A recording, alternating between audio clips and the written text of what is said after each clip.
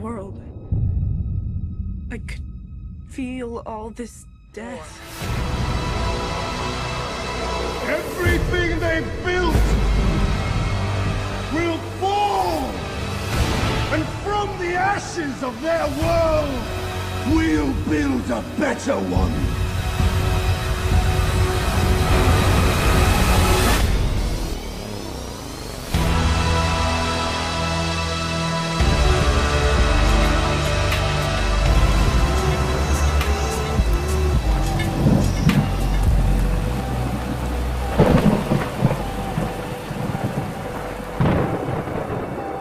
And now to our other big story of the day, a tornado outbreak in Tampa Bay. Check out this incredible video of a water spout this morning. It was shot by Don Evans near Sand Key. You can see that funnel cloud right there over the water. And more incredible video, this out of Clearwater, a twister right along the tree line. This was actually taken at Pinellas County's Emergency Response Building on Drew Street. The noise from the storms woke up plenty of people this morning. 3 EF0 tornadoes touched down, one in Pasco County where dozens of homes were damaged. The other 2 tornadoes were in Pinellas County. One was that waterspout in Clearwater Beach, the other in Clearwater near the Courtney Campbell Causeway. And Peter Bernard joins us live from Clearwater tonight. And here's the good news, the silver lining in all this, a lot of damage, but nobody injured, Peter. Good evening, Stacy. You are right. Despite lots of limbs, lots of large limbs falling in many of the neighborhoods around here, nobody was injured. However, now comes the job of cleanup.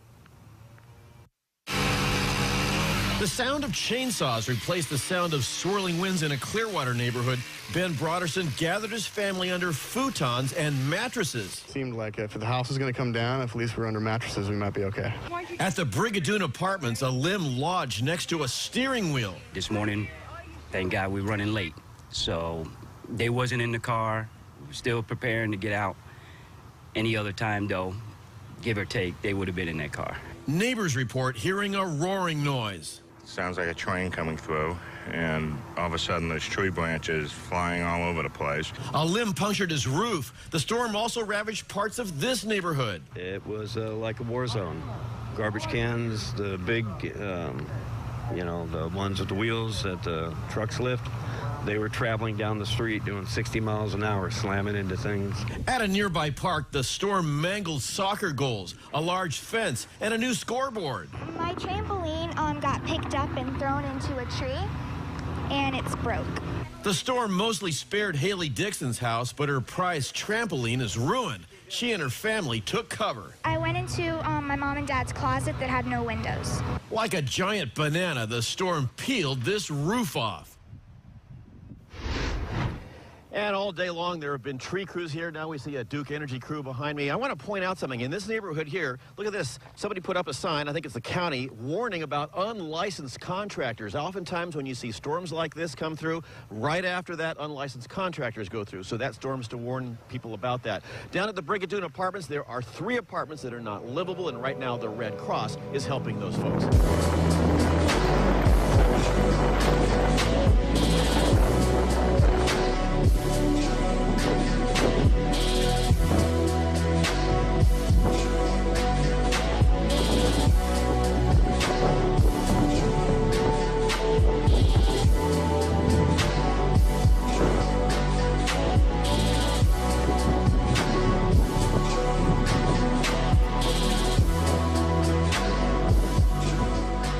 The strong earthquake has jolted the Afghan capital of Kabul and surrounding areas on Sunday. The China Earthquake Network Center said the quake measured at 7.3 magnitude. Tremors have also been felt in parts of Pakistan and India. There were no immediate reports of damage or injuries. We'll, of course, keep you updated as more information becomes available.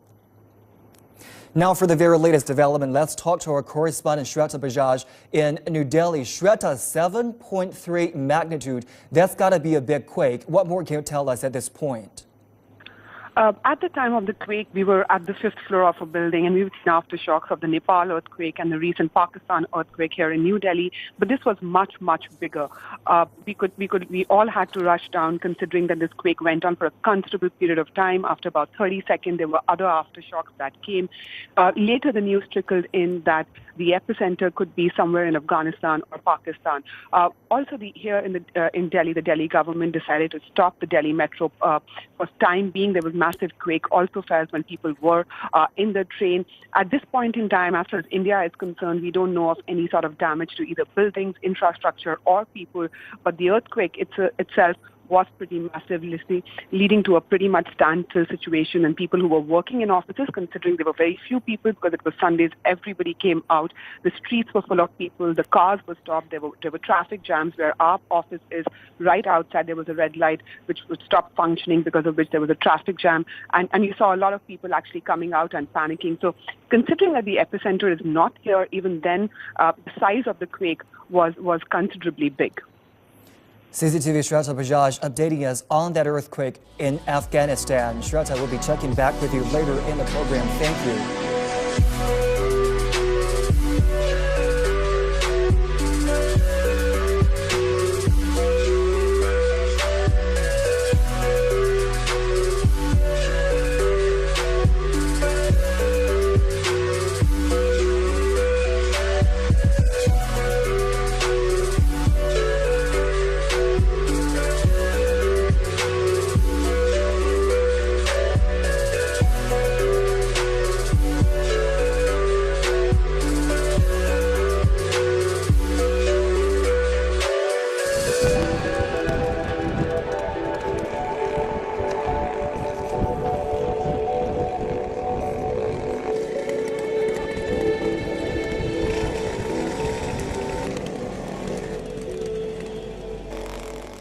Every year, this temple marks New Year celebrations with a fireworks display and competition.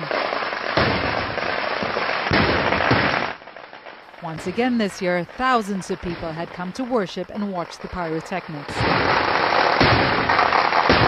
It was halfway through the show when a spark set off the rest of the fireworks in storage, leading to this scene. Officials say most of the people who died were trapped by the flames in the crowded Paravur temple as the storage shed next to it exploded. Chunks of concrete and debris from the temple crushed worshippers. The explosion was felt within a 1-kilometer radius, shattering the windows of homes and buildings in the area. The families of the deceased will be provided financial assistance, and the injured will be given free treatment by the government. The Chief Secretary has written to the Election Commission seeking permission to provide financial assistance to the victims. The government is doing its best. Nearby hospitals were overwhelmed. It's a small fishing and residential town not equipped to deal with a disaster of this scale. Most of the injured were sent to the state capital, Thiruvananthapuram, nearly 70 kilometers away. With the rescue mission over, there are many questions and growing anger from residents. They had previously asked for the fireworks event to be cancelled. Officials say the temple did not have permission to hold the fireworks competition, saying there were no adequate safety measures or precautions in place. Kerala is preparing for state elections, and this disaster is becoming the focus of not only local politicians but also the country's Prime Minister. While the scale of this accident is exceptionally large, disasters at religious events and festivals happen frequently across the country. Many say this incident is getting so much attention from the government because of its timing ahead of elections.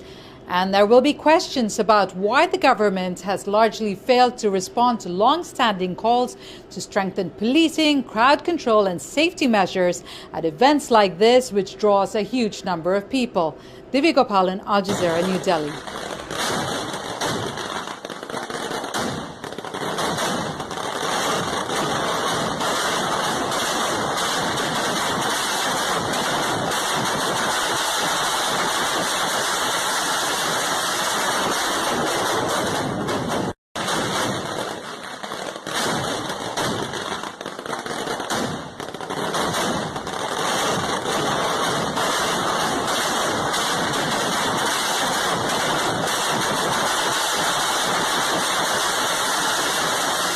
this, thousands of people are fighting the controversial abortion law, protesting at the State House today.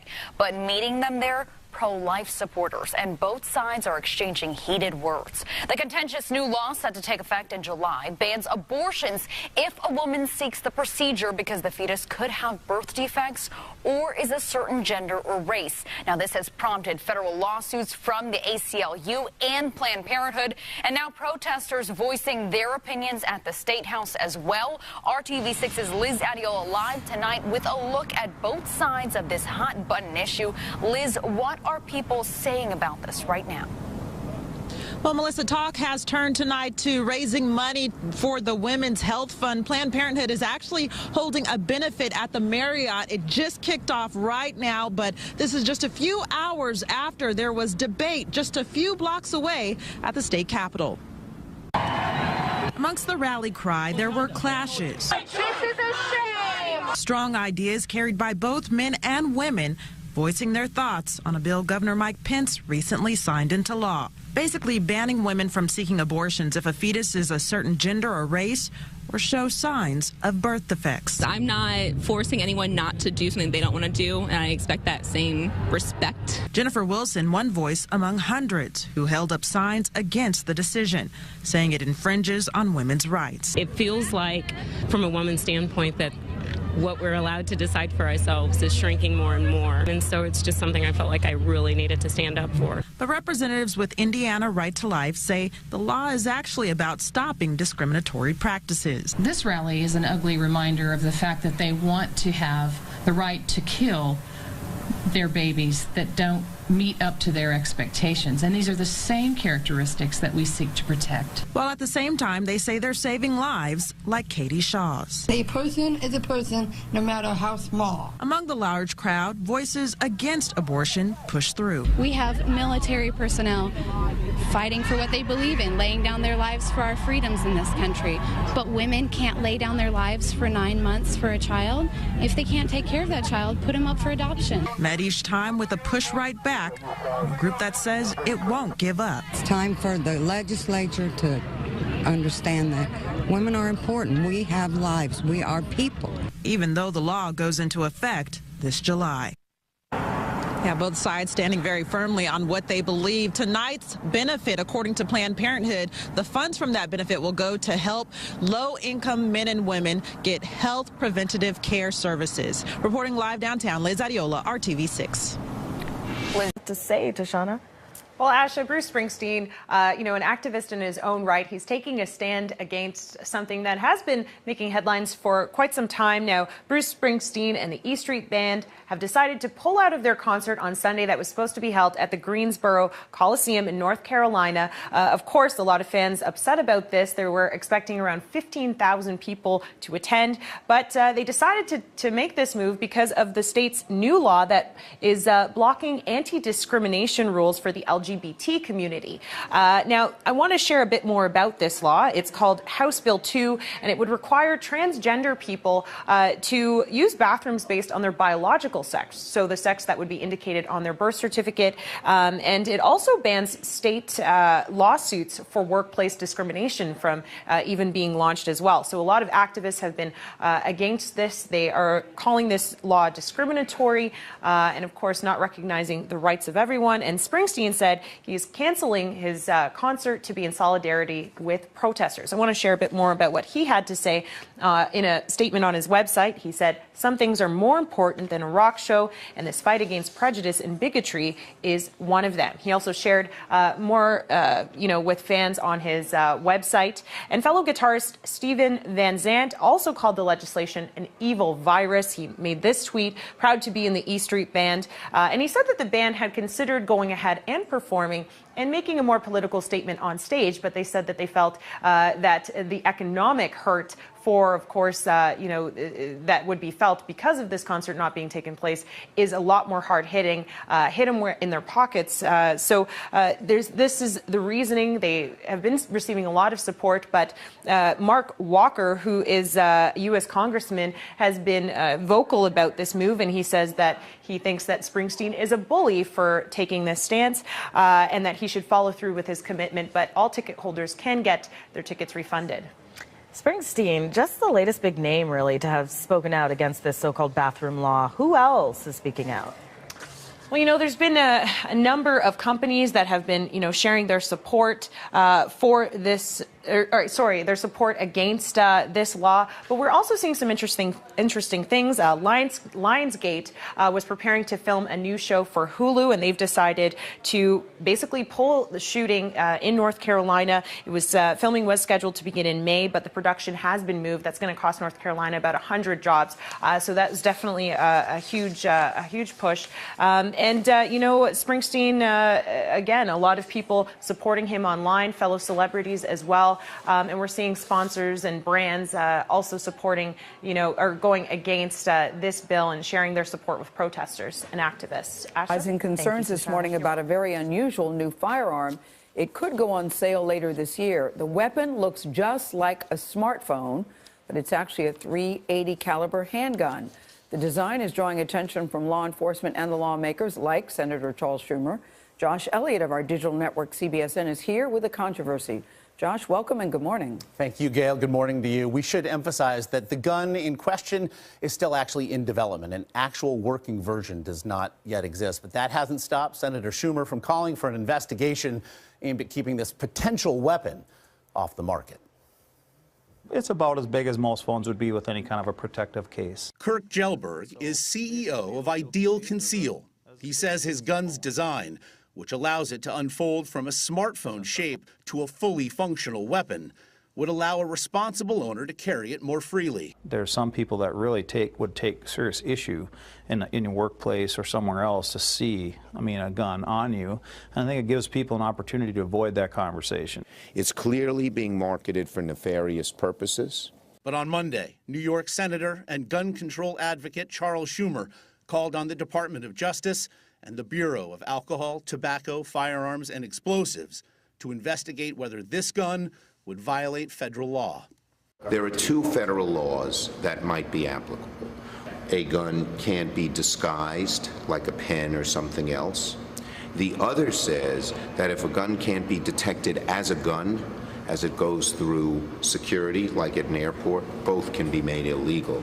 Jelberg responded in a statement to CBS this morning, saying, "I encourage Senator Schumer's investigation, as it will reveal that Ideal Conceal will fall firmly in line with ATF guidelines and is therefore legal."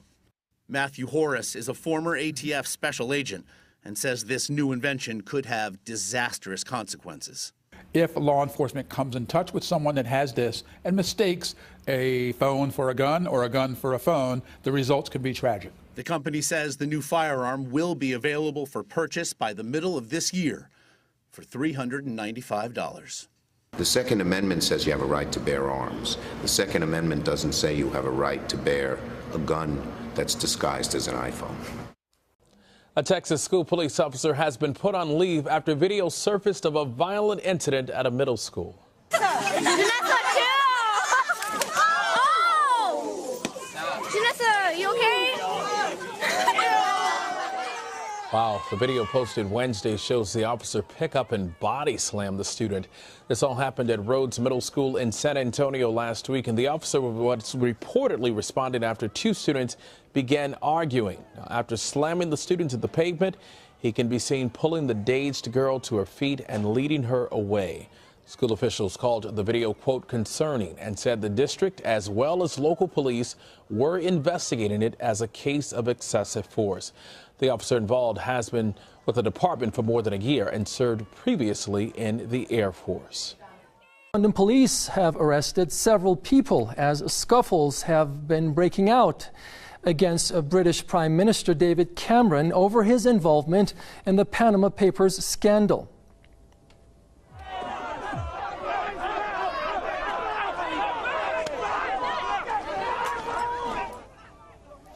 Scuffles erupted after protesters gathered in Parliament Square and called for Cameron's immediate resignation. They said Cameron is no longer fit to run the country as Premier. They also demanded a full investigation over the issue. The protesters warned that they will continue to protest until Cameron resigns. Recently leaked documents from a Panama-based law firm revealed that the British Prime Minister and his wife benefited from an offshore fund set up in Panama by his late father. Cameron has taken the blame for the scandal and says he should have handled the case differently.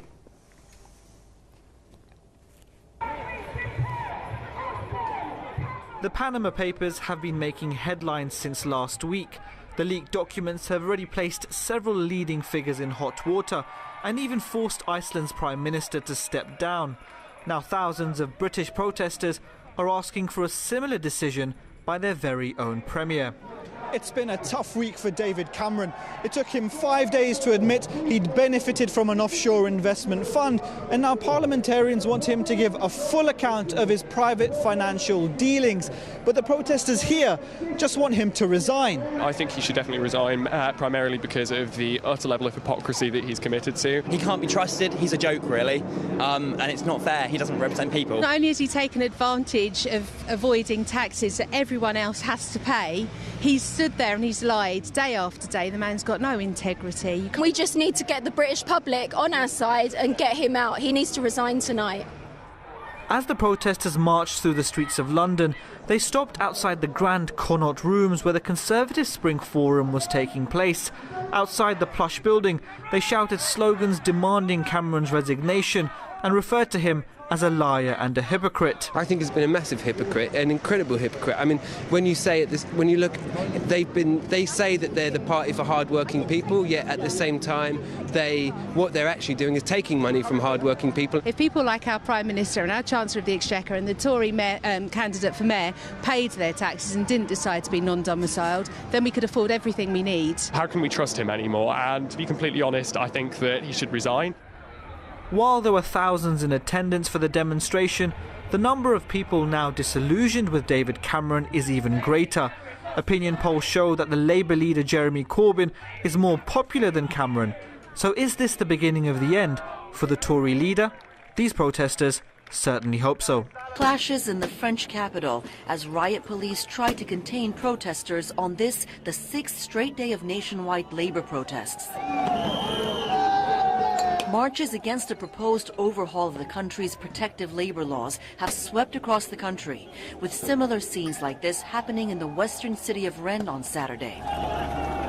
At issue, a new set of draft regulations that Parliament is debating, which critics say will worsen working conditions and create job losses. But company bosses say the current labor code deters recruitment and that the changes are needed. Nearly 400,000 people participated in marches across the country on March 31st, although changes to the draft law have softened the bill and the nationwide protest movement has waned.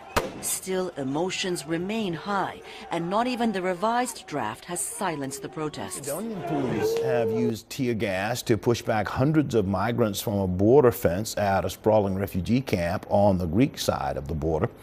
Greek police say there has been tension in the area but declined to comment further. Tear gas was fired on more than 500 people who gathered at the fence. A Macedonian official says that a large group of migrants left the camp in the morning and stormed toward the fence. The European Union is currently implementing an accord under which all migrants arriving in Greece will be sent back to Turkey if they don't meet asylum criteria. Bryan Adams has canceled a show in Mississippi this week to protest a new state law that lets people with religious objections deny services to same-sex couples. The Canadian singer said in a statement, quote, "I cannot in good conscience perform in a state where certain people are being denied their civil rights due to their sexual orientation." Adams was set to perform on Thursday at the Mississippi Coast Coliseum in Biloxi. A law signed in Mississippi last week allows people with religious objections to deny wedding services to same-sex couples and permits employers to cite religion in determining workplace policies on dress code, grooming, and bathroom and locker access. A Southeast Texas teacher is in trouble after allegedly hitting a student. 63-year-old geometry teacher Mary Hastings was arrested after someone posted this video online. It allegedly shows her sweeping papers off the student's desk, then slapping him 5 times. The boy had apparently disrupted the class. Hastings is now free on bail and on administrative leave. Since we last discussed the Zika virus, we continue to be learning pretty much every day, and most of what we're learning is not reassuring. We have learned that the virus is linked to a broader set of complications in pregnancy, not just the microcephaly, but also prematurity, blind eye problems, and some other conditions. We have learned that the mosquito vector, the Aedes aegypti mosquito, is present in a broader range of states in the continental U.S. We are quite concerned about Puerto Rico, where the virus is spreading throughout the island. We think there could be hundreds of thousands of cases of Zika virus in Puerto Rico and perhaps hundreds of affected babies.